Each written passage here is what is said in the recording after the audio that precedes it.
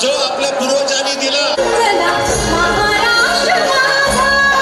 मुख्यमंत्री साहेब ज्योतिबा फुले साहेबांच्या पुतळ्याला घालून अभिवादन करतील। त्यानंतर आपल्या मुख्य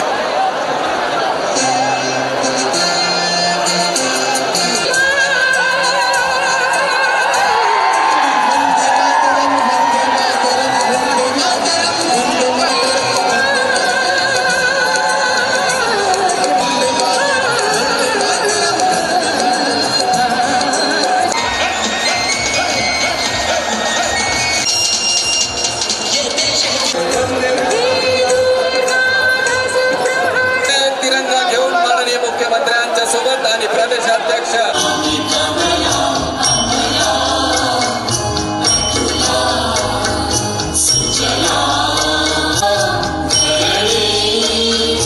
आणि मराठवाडा तर आज खऱ्या अर्थानं परिवर्तनाच्या वाटेवर उभा आहे।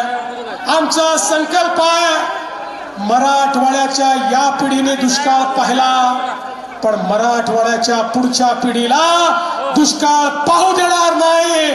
दुष्काळ मुक्त मराठवाड्याकडे आता वाटचाल चालू झाली आहे। कोकणातलं वाहून जाणारं पाणी गोदावरीच्या खोऱ्यात आणायचं, सांगली कोल्हापूरचं पाणी उजनीच्या माध्यमातून मराठवाड्यामध्ये आणायचं। या मराठवाड्याला सुजलाम सुफलाम करायचं हा आपला प्रयत्न आहे।